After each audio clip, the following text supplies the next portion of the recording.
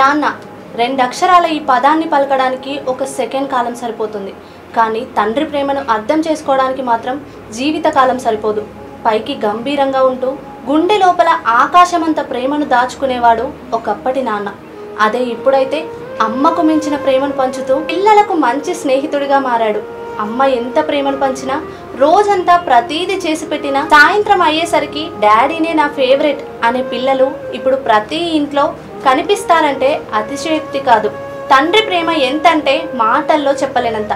కానీ నాన్న ప్రేమ ఎలా ఉంటుందో చెప్పాలని పట్టుబడితే మాత్రం ఇదిగో ఈ నాన్న ప్రేమ అంతా అని చెప్పొచ్చేమో.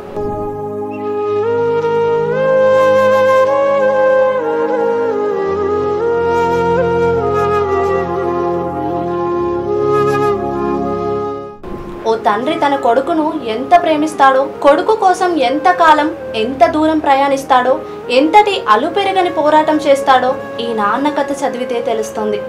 అది 1997 సెప్టెంబర్ నెల చైనాలోని షాన్డాంగ్ ప్రావిన్స్లోని ఓ చిన్న గ్రామం.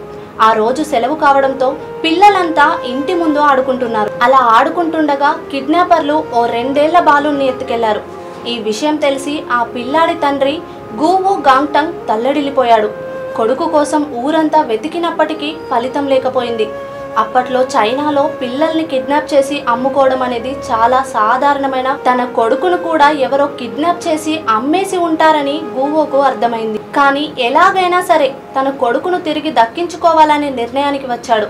అలా అనుకున్నదే తడవుగా మోటార్ సైకిల్ను బయటకు తీసి దానికి తన కొడుకు ఫోటో ఉన్న జెండాను తగిలించి ఊరూరా తిరగడం మొదలుపెట్టాడు. కొడుకు ఆచూకీ కనిపెట్టడం కోసం గూవో 20కి పైగా ప్రావిన్స్లు జల్లెడపట్టాడు.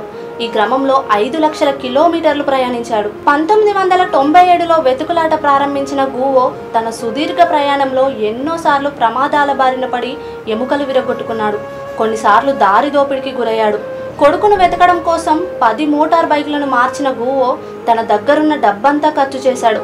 కొన్నిసార్లు డబ్బులు లేకపోవడంతో ఇతరుల ముందు చేయి చాపాల్సి వచ్చినప్పటికీ అతడు సిగ్గుపడలేదు. వంతెనల కింద నిద్రిస్తూ దొరికింది తింటూ తన వెతుకులాటను కొనసాగించాడు. గూవో పోరాటాన్ని మొదట్లో చాలా మంది తేలిగ్గా తీసుకున్నారు. పిచ్చోడు అని నవ్వుకున్నారు. కానీ ఎవరేమనుకున్నా పట్టించుకోకుండా గూవో ఏళ్ల తరబడి తన కొడుకు కోసం లక్షల కిలోమీటర్లు తిరగడం అందరినీ ఆశ్చర్యానికి గురిచేసింది. గూవో వెతుకులాట ఆ నోటా ఈ నోటా పడి చివరకు అధికారులను నాయకుల చెవిన పడింది.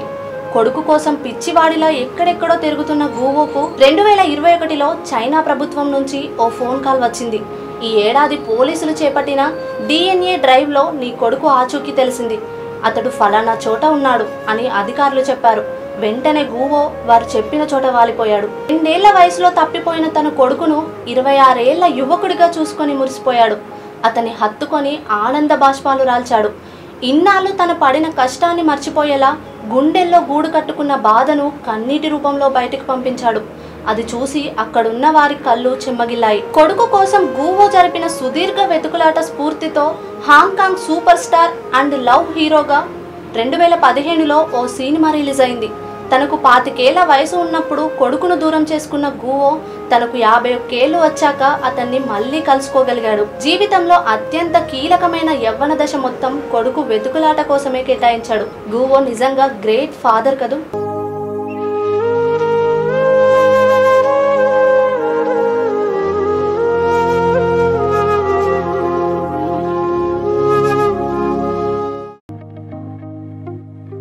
స్వచ్ఛంగా సహజంగా పోషకాలు నిండిన SRK డైరీ పాలు మరియు పాల పదార్థాలని ఎంచుకుందాం.